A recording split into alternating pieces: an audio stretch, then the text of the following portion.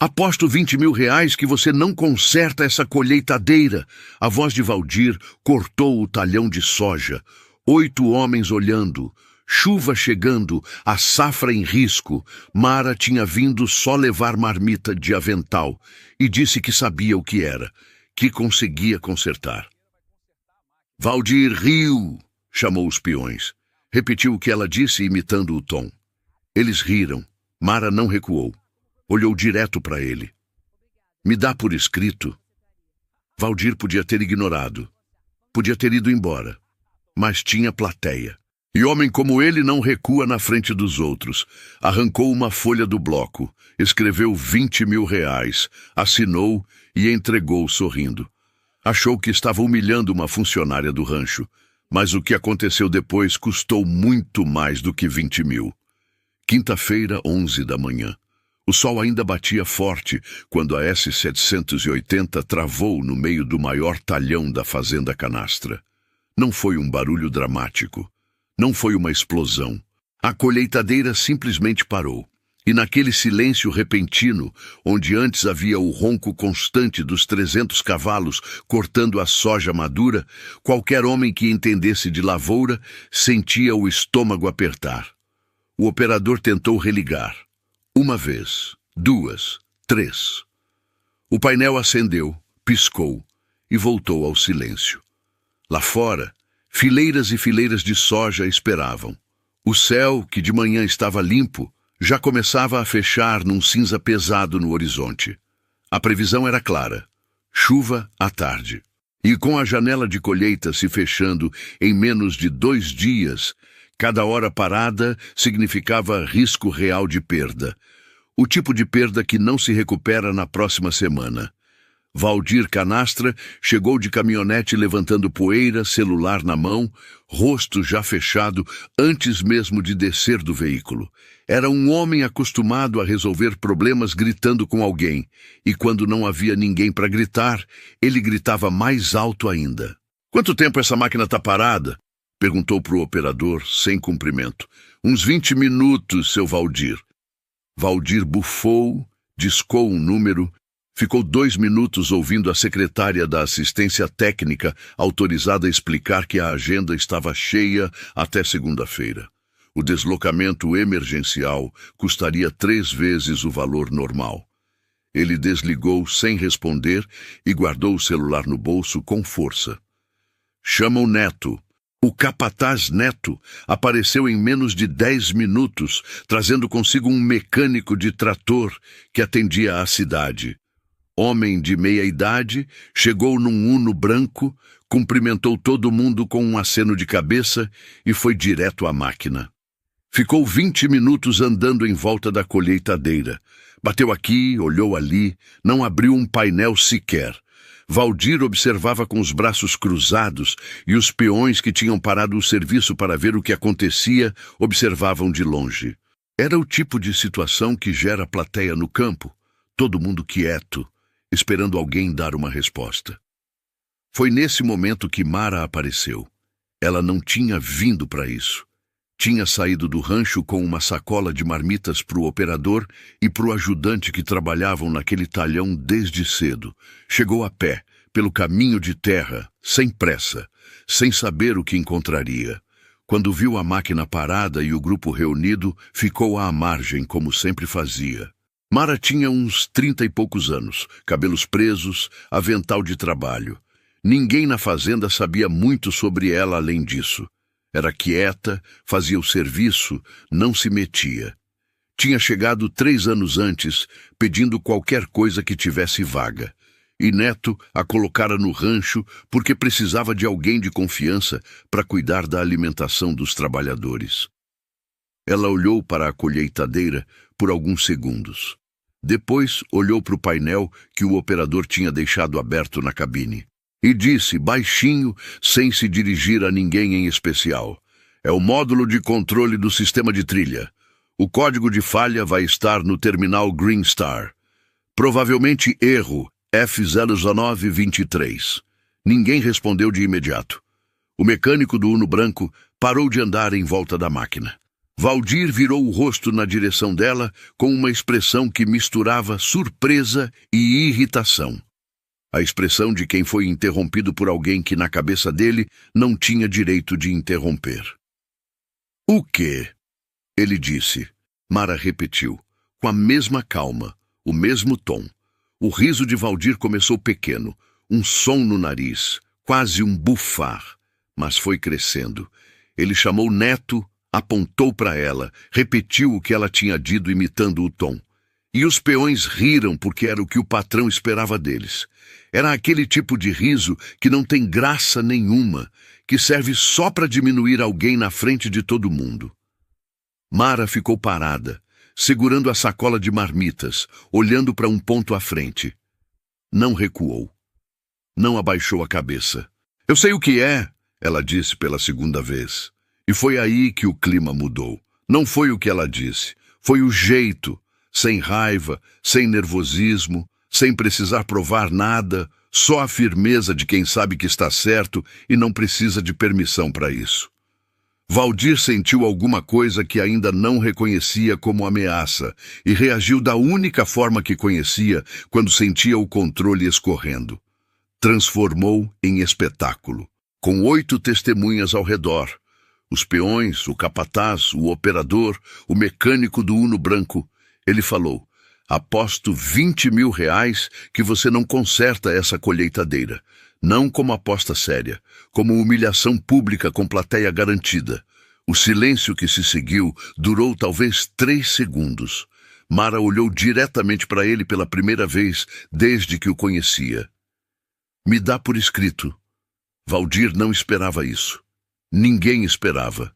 O riso dos peões morreu antes de acabar. Neto olhou para o patrão com uma expressão que tentava não mostrar o que estava sentindo. Valdir podia recuar. Era só rir, virar as costas, fingir que não era para valer. Mas tinha plateia, e homem como Valdir não recua com plateia.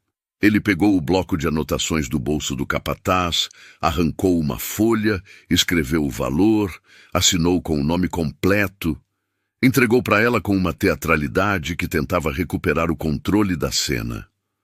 "Pode levar. Mas quando você estragar mais ainda, desconto da rescisão." Mara dobrou o papel, colocou no bolso do avental e caminhou em direção à cabine da colheitadeira. O mecânico do Uno branco deu um passo para trás, sem que ninguém pedisse. O que aconteceu nos 40 minutos seguintes, ninguém ali sabia ainda nomear direito, mas todos estavam prestes a assistir, e nenhum deles esqueceria. Mara subiu na cabine da S-780 sem pedir licença e sem olhar para trás. O terminal Green Star estava na posição que ela esperava. Painel central, tela apagada por inatividade. Ela tocou a tela, navegou 2 menus, e o código apareceu exatamente onde ela havia dito que estaria. F0923. Falha no módulo de controle do sistema de trilha. Lá fora, Valdir ficou parado com os braços cruzados. Os peões trocaram olhares que nenhum deles transformou em palavras.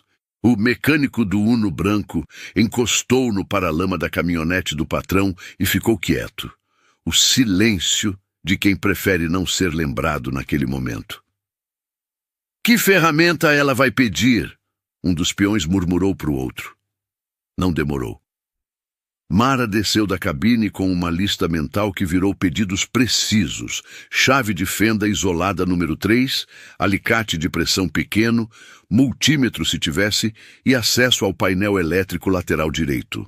Falou os nomes em português. Mas quando o mecânico perguntou qual modelo de multímetro, ela respondeu com o termo técnico em inglês. E o homem engoliu em seco, assentiu. Foi buscar o que tinha na caixa de ferramentas do Uno. Valdir observava sem falar.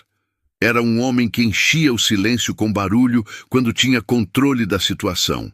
E o silêncio dele agora dizia mais do que qualquer comentário.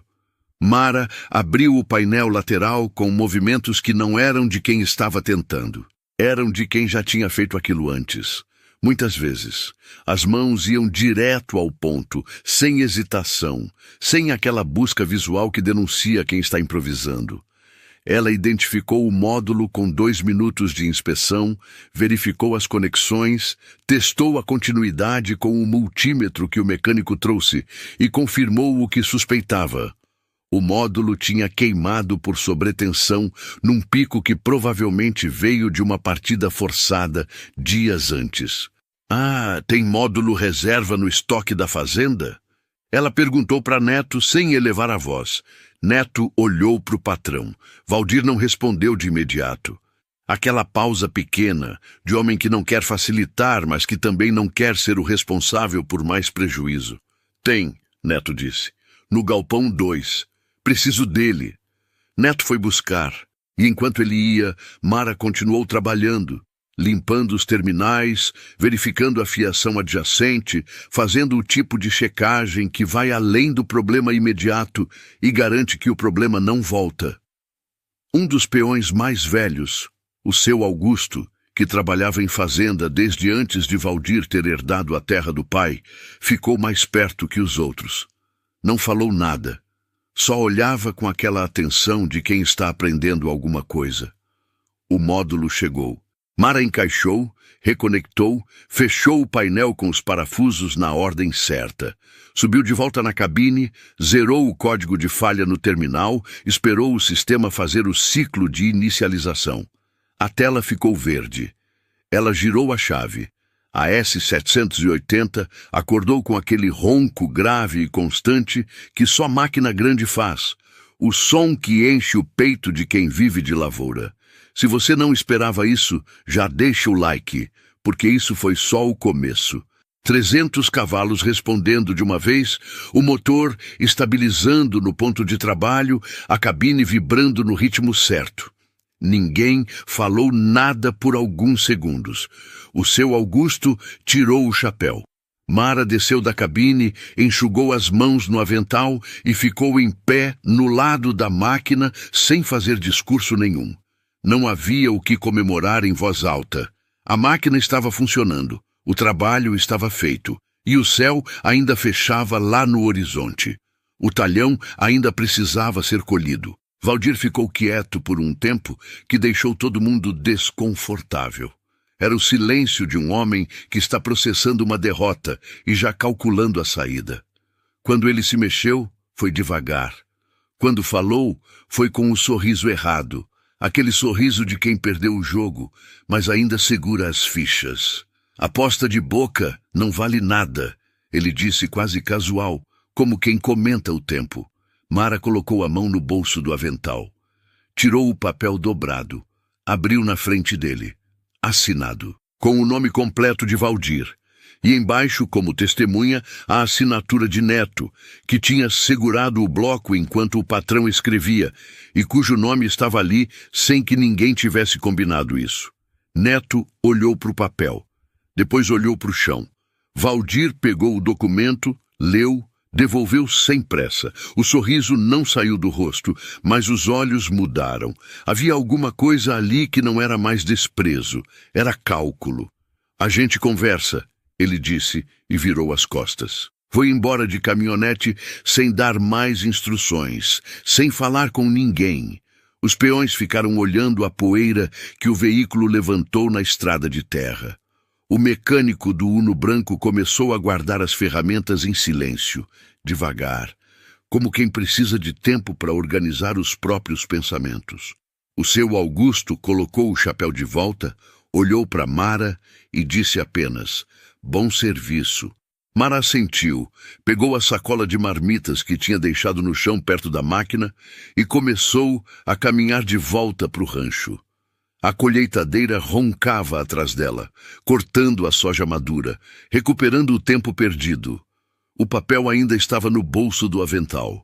E Valdir, a 2 quilômetros dali dentro da caminhonete, já tinha o celular no ouvido. Mas não estava ligando para pagar.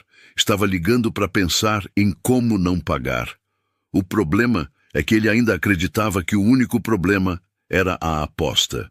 Ainda não sabia que Mara tinha chegado àquela fazenda por uma razão, que o rancho nunca foi o destino, foi a entrada, e que a aposta que ele fez naquela quinta-feira tinha acendido uma luz que ela preferia manter apagada por mais um tempo. Alguém, a 40 quilômetros dali, ia ouvir o que tinha acontecido naquele talhão. E quando ouvisse, o nome de Mara ia aparecer em lugares que ela ainda não estava pronta para enfrentar. O interior tem uma velocidade própria para espalhar notícia. Não é a velocidade da cidade, que depende de tela e sinal. É a velocidade do homem que para o carro na beira da estrada para contar o que viu para o vizinho que passa. Da mulher que menciona no balcão do mercado enquanto espera o troco. Do peão que liga para a prima na fazenda ao lado antes mesmo de chegar em casa. É lenta comparada ao mundo digital e rápida demais para quem quer ficar quieto. Antes do fim daquela quinta-feira, 3 pessoas já sabiam o que tinha acontecido no talhão da fazenda Canastra. Até o fim de semana, eram mais de 20. O mecânico do Uno branco foi o primeiro a falar. Não por maldade, mas porque o episódio era grande demais para caber só nele. Contou para um colega de oficina, que contou para o cunhado, que trabalhava numa fazenda vizinha. O seu Augusto mencionou de passagem para a esposa, que mencionou para a comadre, que era irmã do motorista do caminhão que fazia o transporte da cooperativa local. E assim foi. A notícia chegou ao engenheiro agrônomo Fábio, que atendia 4 fazendas da região, numa ligação de sábado de manhã. Chegou à assistente técnica da cooperativa numa segunda. Chegou, por um caminho que Mara não controlou e não poderia prever, ao irmão dela. Antônio tinha 38 anos, trabalhava como operador de máquinas numa fazenda maior, a 40 quilômetros dali, e não falava com a irmã havia 3 anos. A separação entre eles não tinha vindo de briga, tinha vindo de silêncio. Do tipo de silêncio que cresce quando uma pessoa some sem explicar direito o porquê, e a outra fica sem saber se espera ou segue em frente. Quando Antônio ouviu o nome da irmã na história da colheitadeira, ficou parado por um momento. Depois ligou para o número antigo dela, que ainda funcionava, e não disse nada quando ela atendeu. Só respirou, e ela reconheceu a respiração antes de reconhecer a voz. Mara. Antônio. Não foi uma reconciliação de novela. Foi uma conversa curta, desajeitada, com mais silêncio do que palavras. Mas foi real. E no final, antes de desligar, ele disse uma coisa que ficou com ela. Tem gente que ouviu seu nome por aqui também. Toma cuidado. Mara não perguntou quem. Já sabia. O nome que ela não queria que chegasse era o de Renato Borges. Fazendeiro da região, homem de 50 e poucos anos, dono de uma das maiores propriedades do município. Não era famoso fora dali, mas dentro daquele círculo de terra e gado, o nome dele abria e fechava portas. Mara tinha trabalhado para ele 3 anos antes. Tinha saído de lá com uma mala, um segredo que não contava para ninguém, e a decisão de sumir num lugar pequeno o suficiente para ser invisível. A fazenda Canastra era pequena. Valdir era previsível. Invisível era seguro. A aposta tinha quebrado isso. Enquanto a notícia corria pelo interior, Mara tentava medir o estrago. Ficava no rancho além do horário, ocupada demais para pensar, mas pensando o tempo todo. O papel assinado ainda estava no avental. Ela tinha transferido para o bolso da calça no dia seguinte, depois para uma pasta de plástico dentro do armário do quarto que alugava na cidade. Na fazenda, alguma coisa tinha mudado desde quinta-feira. Os peões cumprimentavam ela diferente. Não era exagero. Era só um olhar mais direto, um aceno com mais intenção.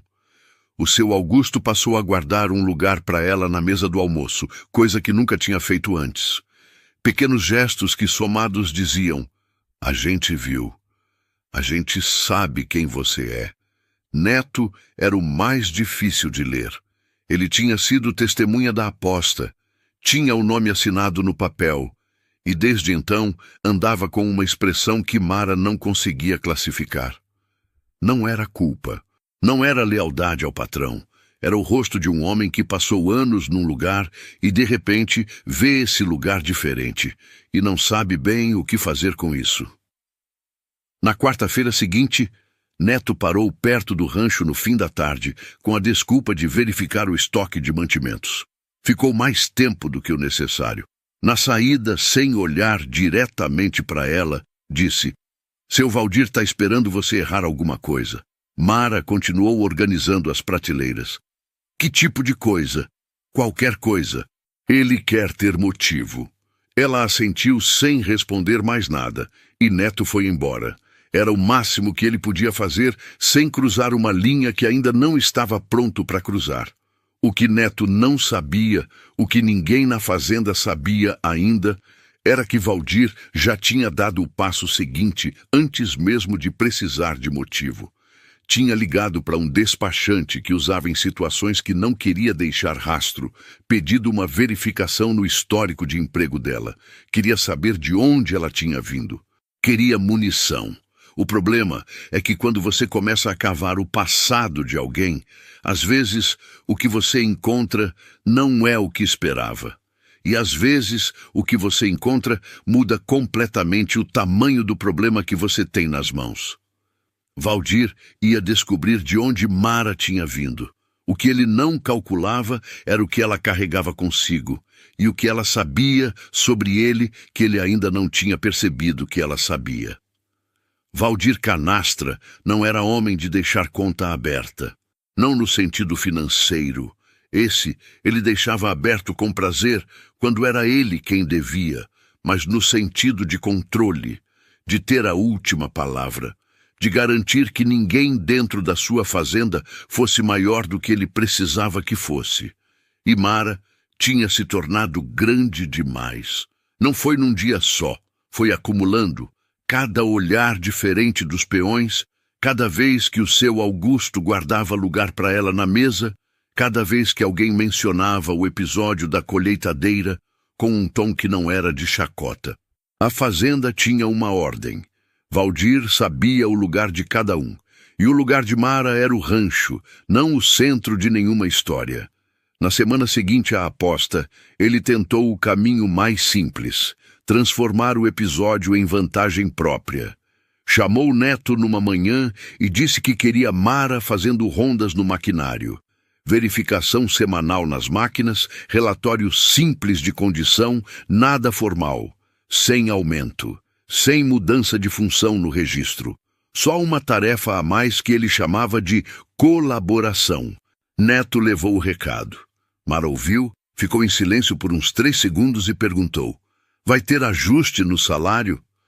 "Por enquanto não, é para ver como fica." "Então por enquanto não," ela respondeu, com a mesma calma de sempre. Neto voltou com a resposta. Valdir bateu a mão na mesa, não com raiva, com a irritação de quem não está acostumado a ouvir não de funcionário de rancho. Ficou remoendo por 2 dias. Depois tentou de novo, dessa vez com uma conversa direta, ele mesmo, no pátio da fazenda, num tom que misturava proposta com pressão. "Você tem um talento que a fazenda pode aproveitar, eu sei disso. Mas talento sem oportunidade não vale nada." Mara olhou para ele. "O senhor está me oferecendo oportunidade ou me pedindo trabalho de graça?" Valdir não respondeu. Virou as costas e foi embora. Naquela noite, ligou para o despachante. O relatório chegou em 3 dias, por mensagem, sem papel. Histórico de emprego incompleto. Ela tinha dado entradas e saídas no sistema, mas com gaps que não tinham explicação registrada. Formação universitária confirmada, engenharia agrícola, faculdade federal. Estágio numa empresa de maquinário agrícola de grande porte no sul do país. Tudo isso, Valdir leu 2 vezes. Depois, leu o trecho final. Último emprego registrado antes da Fazenda Canastra. Fazenda Borges, município vizinho. Saída sem registro de justa causa. Nenhuma ação trabalhista aberta. Nenhuma reclamação formal. Valdir ficou olhando para esse trecho por um longo tempo. Renato Borges era homem com quem ele tinha negócio. Não amizade, negócio. compra de insumo, partilha de frete, o tipo de relação que o interior constrói entre fazendeiros grandes, sem que ninguém precise gostar de ninguém. Ligar para Renato perguntando sobre uma ex-funcionária era uma carta que Valdir não queria jogar sem saber o que estava comprando. Mas não ligar era deixar uma lacuna. Ficou 3 dias nesse impasse, e nesses 3 dias alguma coisa foi mudando dentro da fazenda que ele não estava vendo direito porque estava olhando para o lugar errado. O mecânico do Uno branco tinha voltado, não para fazer serviço, tinha voltado pessoalmente no fim de uma tarde, pedido o contato de Mara para o seu Augusto com um cartão de uma empresa de assistência técnica na mão. Disse que a empresa estava procurando alguém com conhecimento em diagnóstico eletrônico de colheitadeiras. Seu Augusto deu o número sem perguntar se devia dar. Mara recebeu a ligação numa quarta à noite, ouviu a proposta, pediu 2 dias para pensar, desligou. Ficou sentada na beira da cama do quarto alugado, olhando para o teto por um tempo. A proposta era boa. Não resolvia o problema de Renato Borges, não apagava o que ela carregava. Mas era uma saída que ela não tinha planejado e que tinha chegado sem que ela pedisse. 2 dias depois, ligou de volta e disse que precisava de mais uma semana.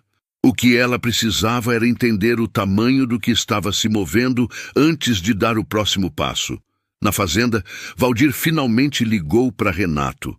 A conversa foi curta, seca. Renato confirmou que Mara tinha trabalhado lá. Disse que a saída tinha sido por decisão dela. Não deu detalhe. E antes de desligar, disse uma frase que Valdir ficou ruminando pelo resto do dia. Se eu fosse você, eu pagava o que devia e deixava essa mulher ir embora. Valdir desligou sem responder. Ficou na varanda da sede, olhando para o campo até o sol ir embora. Havia um incômodo que ele não sabia nomear. A sensação de que o problema tinha um tamanho que ele ainda não tinha visto inteiro. Que Mara sabia alguma coisa que ele não sabia. Que Renato sabia alguma coisa que nenhum dos dois tinha dito em voz alta. E que a conta que ele estava adiando estava crescendo enquanto ele ficava parado. Na manhã seguinte, tomou uma decisão. Se não podia controlar Mara, ia eliminar o problema. Demissão limpa, sem confronto, sem dar palco para ela. Acerto na sexta, ela fora da fazenda no fim de semana. Problema resolvido antes que ficasse maior. Foi o que ele pensou. Foi o maior erro que cometeu. A sexta-feira começou como qualquer outra na fazenda Canastra. O sol saiu cedo, o café do rancho ficou pronto às 6, os peões foram para o campo antes das 7. Mara abriu o rancho no horário de sempre, organizou o estoque da manhã, separou o que ia precisar para o almoço. Nada diferente. Nada que avisasse o que estava vindo.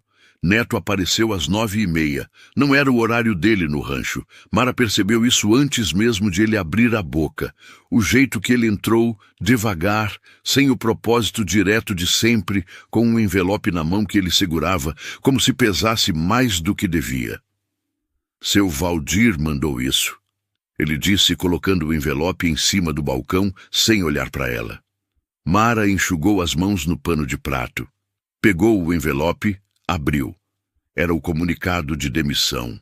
Sem justa causa declarada, com data de desligamento naquele mesmo dia. Ela leu uma vez, leu de novo, não porque não tinha entendido, porque estava contando. Calculando mentalmente cada linha do acerto que acompanhava o documento. Aviso prévio indenizado com valor abaixo do devido. Férias proporcionais sem o adicional de 1/3. Multa do FGTS calculada sobre uma base menor do que o saldo real. 4 rúbricas com irregularidade. Não eram erros, eram escolhas. Neto continuava parado do outro lado do balcão, olhando para o chão. "Onde eu assino?" ela perguntou. Ele apontou para o verso da folha. Ela assinou com letra firme, devolveu o documento e ficou em pé no mesmo lugar de sempre, no rancho que tinha cuidado por 3 anos. "Ele não vai vir falar pessoalmente", ela disse. Não era pergunta. "Não", Neto respondeu baixinho. Ela assentiu. Foi até o armário de utensílios, tirou um avental que era dela, o único item pessoal que tinha no rancho, dobrou devagar e colocou embaixo do braço. Olhou uma última vez para o espaço. As prateleiras organizadas, as panelas nos ganchos certos, o caderno de estoque com a letra dela em todas as páginas. Pode dizer para ele que o caderno de estoque está atualizado até hoje, ela disse para Neto, e que as panelas grandes precisam de revisão no cabo até o fim do mês. Neto levantou os olhos pela primeira vez desde que tinha chegado. Mara. Tá tudo bem, ela disse com uma calma que não era resignação. Era outra coisa. Pode ir. Ele foi. E ela ficou mais alguns minutos no rancho vazio. Não porque precisava, mas porque queria sair por vontade própria, na hora que escolhesse, sem pressa de ninguém. Saiu às 10h20. Caminhou até o portão da fazenda a pé, como tinha chegado 3 anos antes. Não olhou para trás. Naquele mesmo dia, mais tarde, Valdir disse ao capataz uma frase que Neto não esqueceu. Ela sabe de máquina, mas não sabe de negócio. Neto não respondeu, mas guardou. O fim de semana passou em silêncio. Mara ficou no quarto alugado na cidade com a pasta de plástico aberta em cima da mesa. Dentro dela, o papel da aposta assinado por Valdir, uma cópia do comunicado de demissão e as anotações que ela tinha feito de memória com os valores corretos de cada rubrica do acerto. 4 irregularidades. Diferença total calculada. Pouco mais de R$ 4.000 entre o que foi pago e o que era devido. Não era fortuna, mas não era sobre o dinheiro. Na segunda-feira de manhã, ela entrou em contato com um escritório trabalhista na cidade. Explicou a situação com precisão, valores, datas, rubricas, base de cálculo. A advogada que a atendeu ficou em silêncio por um momento, depois de ouvir tudo, e disse: "A senhora tem o documento da aposta também?" "Tenho. Traz tudo na quinta." Mara desligou, colocou o celular em cima da mesa e ficou olhando pela janela. A rua lá fora estava movimentada como qualquer segunda-feira. Gente indo para o trabalho, crianças indo para a escola, o mundo seguindo no ritmo normal.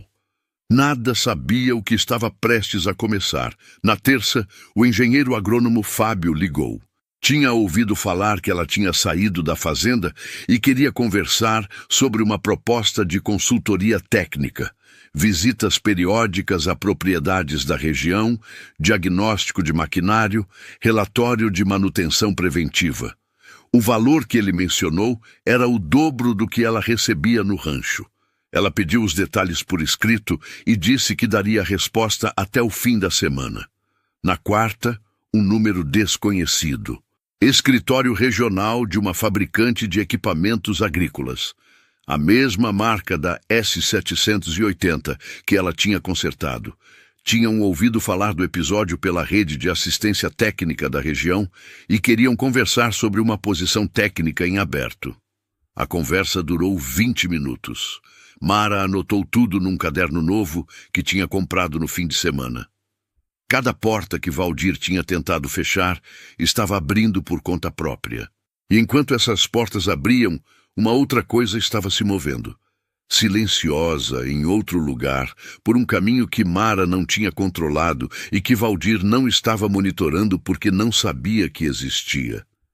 Alguém tinha feito uma denúncia anônima à cooperativa regional, com dados internos, com números específicos de produção dos últimos 3 anos, o tipo de dado que só alguém que tinha acesso ao interior da fazenda poderia ter. A cooperativa tinha protocolo para esse tipo de denúncia, e o protocolo tinha sido acionado. Na quinta-feira de manhã, quando Mara entrava no escritório da advogada com a pasta de plástico na mão, um oficial de cartório batia na porteira da fazenda Canastra com uma intimação endereçada a Valdir. Não era a ação trabalhista de Mara, essa ainda estava sendo protocolada, era outra coisa, maior, e vinha de uma direção que ele não tinha visto. Valdir leu a intimação 2 vezes em pé, na varanda da sede, com o sol da manhã batendo de frente. Era da cooperativa regional. Auditoria de verificação de produção. Procedimento instaurado por denúncia recebida, com solicitação de acesso aos registros internos dos últimos 3 anos. Prazo de resposta, 15 dias úteis. Assinatura do diretor administrativo no rodapé. Ele dobrou o documento, colocou no bolso, entrou na sede sem dizer nada para ninguém. Ficou no escritório por quase 1 hora. Neto bateu na porta 2 vezes. Uma para avisar sobre um problema na cerca do Pasto Norte, outra para perguntar sobre o abastecimento dos tratores. Valdir respondeu as 2 vezes com monossílabos e não saiu da cadeira. O problema era simples de entender e difícil de resolver. Durante 3 anos, a produção declarada à cooperativa tinha ficado abaixo do volume real colhido. A diferença ia para o bolso sem passar pelo registro. Não era um valor pequeno. Era o tipo de irregularidade que a auditoria com acesso aos registros internos encontrava em 2 dias de trabalho, e alguém de dentro tinha fornecido os dados, números específicos, não impressão, não suspeita, números. Valdir passou a tarde tentando montar a lista de quem poderia ter feito isso. O capataz Neto tinha acesso aos registros de campo. O operador da S780 sabia os volumes colhidos por talhão. O contador que atendia a fazenda tinha acesso a tudo, mas era homem de 20 anos de relação. Valdir descartou na hora. Ficou com Neto e o operador. Ficou com os 2 até lembrar que havia uma terceira pessoa que tinha acesso a um tipo específico de informação que a maioria não tinha. Mara tinha trabalhado no rancho. O rancho ficava no centro operacional da fazenda. E quem fica invisível num lugar por tempo suficiente vê muita coisa que as pessoas ao redor esquecem que pode ser visto. Valdir bateu o punho na mesa. Não com força, com a lentidão de quem está entendendo alguma coisa tarde demais. Ligou para o advogado. A conversa durou 40 minutos e não trouxe nenhum conforto. O advogado explicou que a auditoria de cooperativa era processo administrativo, não policial, mas que dependendo do que encontrasse, podia gerar consequências sérias, exclusão do quadro de associados, cobrança retroativa de diferenças e, eventualmente, outras instâncias. Disse que o melhor caminho era cooperar e tentar negociar antes que o processo avançasse. Cooperar, Valdir repetiu como se a palavra tivesse gosto ruim. É o que eu recomendo. Ele desligou sem agradecer. Do outro lado da cidade, Mara saía do escritório da advogada com um protocolo na mão. A ação trabalhista tinha sido registrada. 4 rubricas com irregularidade, diferença calculada, documentação completa. A advogada tinha ficado com uma cópia do papel da aposta, não porque fosse parte da ação trabalhista, mas porque era o tipo de documento que dizia muito sobre o caráter de quem estava do outro lado. Esse papel, a advogada tinha dito, segurando a folha com cuidado, é a história inteira num só objeto. Mara tinha concordado sem dizer mais nada. Ela caminhou até o ponto de ônibus, sentou no banco de metal e ficou olhando para o movimento da rua.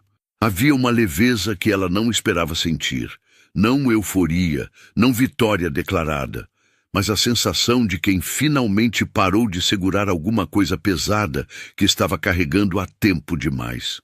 O celular vibrou. Era Fábio, o engenheiro agrônomo, mandando a proposta de consultoria por escrito como tinha prometido. Ela leu no ônibus, a caminho de casa. Os termos eram bons, melhor do que esperava. Visitas técnicas quinzenais, contrato de 6 meses renovável, pagamento por laudo entregue.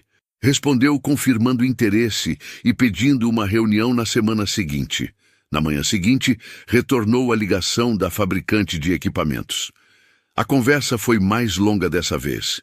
Queriam entender o episódio da S780 com mais detalhe, como ela tinha identificado a falha, qual era sua experiência com diagnóstico eletrônico de campo. Ela respondeu com precisão, sem exagerar, sem diminuir. No final, o supervisor técnico do outro lado disse que ia alinhar internamente e daria retorno em até 10 dias. Eram duas possibilidades concretas, mais do que ela tinha quando saiu da fazenda na sexta anterior, carregando um avental dobrado. O que ela não sabia ainda, o que só soube 3 dias depois, por mensagem do irmão Antônio, era que a intimação da cooperativa tinha chegado à fazenda Canastra na mesma manhã em que ela protocolava a ação trabalhista. Antônio não tinha detalhes, só o que tinha ouvido pelo circuito do interior. Que Valdir tinha ficado trancado no escritório a manhã toda. Que Neto andava com cara fechada, que o clima na fazenda tinha mudado. Mara ficou olhando para a mensagem do irmão por um tempo. Não havia satisfação fácil nisso. Havia peso, o peso de saber que um processo estava em movimento e que ela não controlava o tamanho do que ele podia se tornar. Ela tinha fornecido dados à cooperativa numa noite, semanas antes da demissão, quando ainda não sabia que ia ser mandada embora. Tinha fornecido porque sabia que era irregularidade, porque sabia que irregularidade tem consequência, e porque tinha chegado àquela fazenda desde o início, com mais clareza de propósito do que qualquer pessoa ali imaginava. Mas intenção e resultado são coisas diferentes, e o resultado ainda estava se desdobrando. Ela respondeu à mensagem do irmão com poucas palavras. Perguntou como ele estava. Ele respondeu que bem, que a conversa deles tinha aberto alguma coisa que precisava ser aberta. Combinaram de se ver no fim de semana seguinte, a primeira vez em 3 anos. Enquanto isso, a 40 quilômetros dali, Valdir Canastra olhava para os registros internos da fazenda, espalhados em cima da mesa do escritório, e tentava calcular o tamanho do buraco que ele mesmo tinha cavado. Ele tinha demitido Mara numa sexta-feira, convicto de que estava resolvendo um problema. O que ele não entendia ainda, o que ia entender em breve, da pior forma, era que o problema nunca tinha sido Mara. O problema era o que ele tinha feito durante 3 anos. E Mara só tinha acendido a luz. O processo da cooperativa durou 42 dias. Valdir tentou negociar desde o início. Primeiro pelo advogado, depois pessoalmente, numa reunião que ele mesmo pediu com o diretor administrativo da cooperativa, numa tarde de terça-feira. Levou documentos, levou justificativas, levou o tom de homem acostumado a resolver problema no aperto de mão. O diretor ouviu tudo com paciência e disse, ao final, que o processo seguia o rito independente de conversa pessoal. Que os dados apresentados na denúncia eram específicos o suficiente para exigir verificação completa, e que o resultado da auditoria determinaria as próximas etapas. Valdir saiu da reunião com a gravata afrouxada e a certeza de que o chão estava cedendo. A auditoria encontrou o que a denúncia apontava: 3 anos de subdeclaração. Volume real apurado por cruzamento de dados de campo, registros de transporte e notas fiscais de insumo. A diferença era grande o suficiente para mudar completamente o tamanho da conta. A cooperativa notificou o valor devido em reposição, aplicou as penalidades previstas no estatuto e abriu processo administrativo para a revisão da situação de Valdir como associado. Não era falência, mas era o tipo de golpe que muda o equilíbrio de uma operação que já não tinha muita gordura para queimar. Os créditos que ele tinha na cooperativa, financiamento de insumo, acesso a armazém, condições de comercialização, ficaram suspensos enquanto o processo corria, e crédito suspenso em tempo de plantio é prejuízo que não espera. Na fazenda, o clima pesou de um jeito que não era só financeiro. Os fornecedores que atendiam Valdir há anos começaram a pedir pagamento à vista em vez de prazo. O contador pediu reunião para revisar o planejamento do ano. O banco que financiava o maquinário ligou pedindo atualização cadastral, linguagem bancária, para dizer que estava monitorando de perto. Cada ligação era uma peça do mesmo mosaico. A região soube. E quando a região sabe, o crédito informal. Aquele que não tem papel, que é só a palavra de um homem, some antes do crédito formal. Neto pediu demissão numa quinta-feira. Não fez discurso. Entrou no escritório, colocou a carta em cima da mesa e saiu sem esperar resposta. Valdir ficou olhando para o papel por um longo tempo depois que a porta fechou. A ação trabalhista de Mara foi concluída em menos de 60 dias. Processo simples, documentação clara, irregularidades objetivas. O valor foi calculado com correção e juros. Valdir pagou sem recorrer, porque o advogado explicou que recurso só aumentaria o custo e o tempo. E ele já não tinha nenhum nem outro sobrando. O pagamento caiu na conta de Mara numa manhã de segunda-feira. Ela estava num escritório novo quando viu a notificação no celular.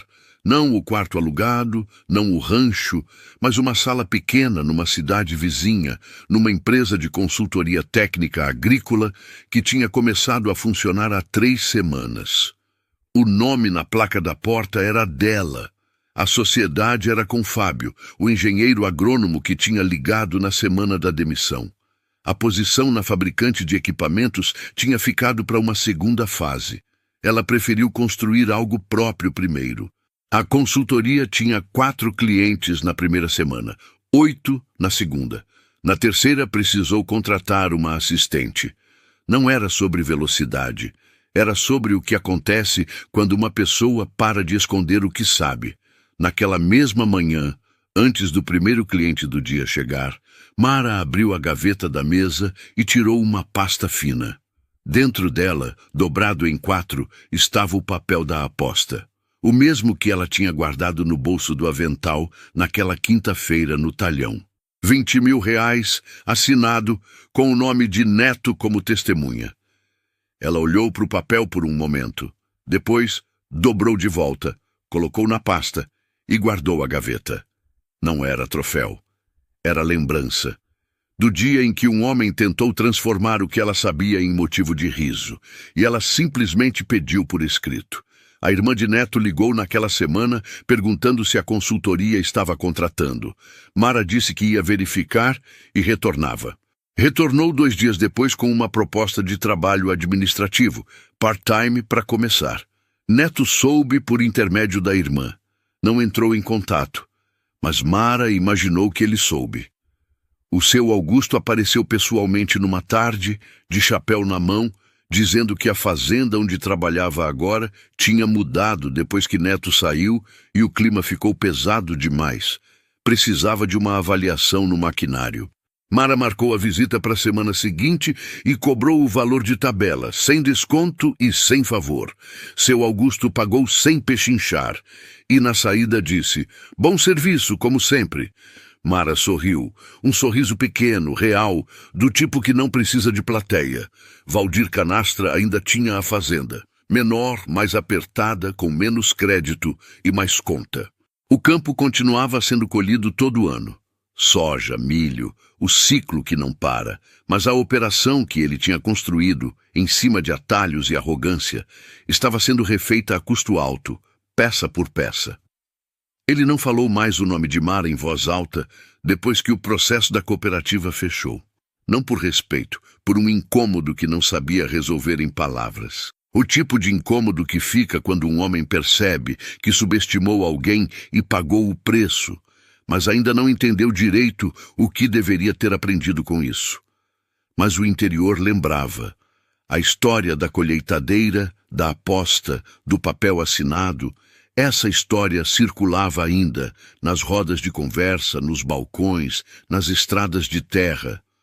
Não como fofoca, como o tipo de história que as pessoas contam quando querem dizer alguma coisa sobre como o mundo deveria funcionar.